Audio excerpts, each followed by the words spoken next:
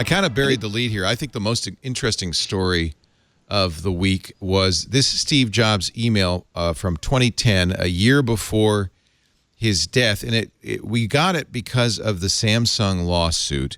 This was revealed last week as part of the discovery.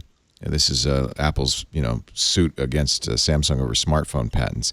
And it outlined his strategy for Apple going forward. And this, it turns out, was the agenda for Apple's annual Top 100 meeting later this year. And I don't know if you guys have read it yet. Let me just kind of... I think it leaked a few years ago because I remember reading it. Oh, you've seen this before? 3 years ago. Oh, yeah. Okay, all right. Well, maybe I take it back then. No, it's a fascinating read. 2011 strategy. 1. Who are we? That's good. I like it. Head count, average age, VP count, percent new membership at this meeting. What do we do? The questions are interesting. Post-PC era, Apple is the first company to get here. Remember, this is 2010. Post-PC products, now 66% of our revenues. iPad outsold Mac within 6 months. Post-PC era equals more mobile, smaller, thinner, lighter, plus communications, plus apps, plus cloud services. Now, this one maybe not so good. 2011, holy war with Google. Well, he tried. He tried. All the ways we will compete with them. Primary reason for this meeting. You will hear about what we're doing in each presentation. 2011, he declared the year of the cloud. We invented the digital hub concept. The PC is hub for all your digital assets. I remember asking, who was it? I think it was Craig Barrett of Intel at a CES 10 years ago, what the future of the PC was in a coming post-PC era. He said the same thing. And I mean, he may not be Apple invented this, but in probably around the year 2005, he said, well, it's the hub. It's the hub for everything. I don't think we see that anymore, do we? I don't think that's actually what the PC is anymore. PC now, just another client. Jobs continues. Alongside iPhone, iPad, iPad Touch, Apple is in danger of hanging on to an old paradigm too long. I think by which he means desktop. The innovator's dilemma. Google and Microsoft are further along on the technology, but they haven't quite figured it out yet. Tie all of our products together so we further lock customers into our ecosystem. Boom, boom, boom. And then he got this one off a little bit. 2015, new campus. It's that stuff's fudgeable. Yeah, 2 years. You know what? That's something that ambitious. iPhone 4 Plus is fun too. Yeah. Also iPhone 4 Plus with better antenna. I guess he realized the problem. Processor, camera, and software to stay ahead of competitors to mid-2012. LTE, mid-2012. Low-cost iPhone model based on iPod Touch to replace 3GS. So he's already talking about the bifurcated iPhone strategy that Apple later implemented and still does with the SE, but the 5C, I think, and was with the first of the those. 5C, yeah. So at this event, this is his agenda. Show Droid and RIM ads. Verizon iPhone. Business and competitive update. iPhone 5 hardware. Confidential. I guess is that redacted or what? I don't know what that is. Probably Siri. Siri? Oh, maybe.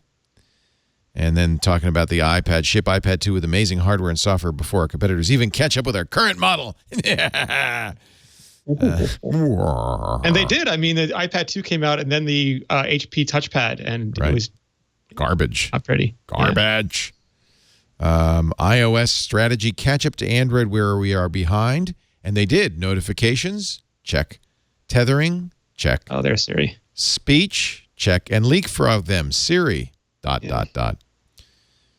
This is I love reading this kind of stuff because, as we've been following this roadmap for the last 6 years, and it's interesting to see how much of this roadmap actually was set by Steve, how much he understood when it comes to mobile me strategy, catch up to Google Cloud services and leapfrog them. Didn't quite do that with PhotoStream and cloud storage.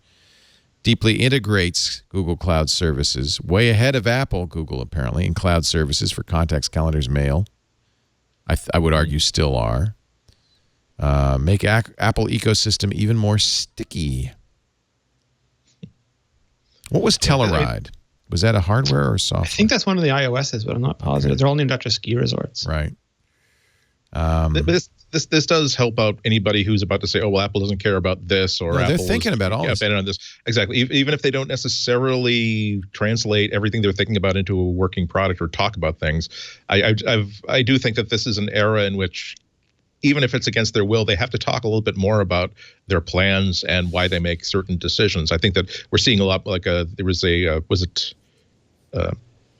no, it wasn't Inc., but didn't Phil give a long talk to somebody about recently the Guardian, the Guardian, right? Independent. Or Independent, yeah. About here's the decisions that went into the new MacBook. Here's why we had to do the things that we had to do. Whereas I think if 3 or 4 years ago, that would have been much more rare and much more of a news event in and of itself, because they usually at that times they would let the product speak for itself. But it's no good. Things they can lose control of the story. I feel like when Phil Schiller talks now, they should bill him as an Apple surrogate. I really feel like he's spinning. There's a lot of spin in what Phil for marketing. Well, he's the marketing guy. Exactly. That's his title, and he works for Apple. It's not like he's a journalist. That would be a problem if he were a journalist. I spent the last year investigating the Mac, and here's my finding. By the way, you did iOS, you did iPhone, you did iPad, you did all of that, and then at the end, item 7 on the list, Mac, and there's only 4 bullet points: hardware roadmap, Lion Plan, Mac App Store, Final Cut Pro demo. Even in 2010, the Mac comes in. The only thing the Mac's higher than is Apple TV. Which has more list items. But I mean, Apple Mac was mostly... Oh, Telluride was iOS 5, Leo. iOS 5, okay. Yeah. Anyway, this is in QZ, and I apologize if we've seen it before. It's the first time I'd seen it. It's super fascinating. It's very fascinating. Yeah, it's still fun. Yeah.